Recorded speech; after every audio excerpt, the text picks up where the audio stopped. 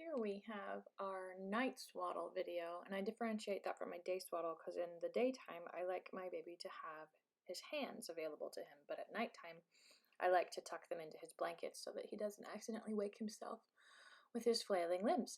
Here we have a small cotton receiving blanket, and I just tuck the top corner down where the tag is. Keeps the tag out of his face. And here is baby on the blanket wearing his thin cotton sleeper, and there was a question asking why I wrapped him up in blankets and clothes, and the answer is where I live right now, the weather is very, very cold. When he was born, we had not yet turned on the heaters. He needs all of the extra layers to keep him warm. The first thing I do is tuck down his little arm, and then I wrap over the first side, and then very loosely I will wrap up the bottom. I don't like to tie his legs up too tight. I like him to have his length. And then I hold down his other arm gently and then wrap over his other arm into the blanket.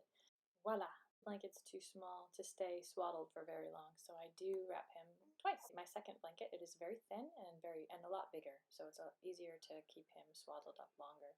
And I do these 2 layers because, again, my country is cold, so he needs all of these layers to stay warm. Here you see it's in the exact same process. Tuck right, tuck up, and then tuck left. And again, with the feet, I don't like to tie the feet too tight. He's been cooped up in that womb for 9 months. I like him to have his length. I wrap the last end around his back and just hold it in the front. I don't have to tuck it or tie it or pin it or anything.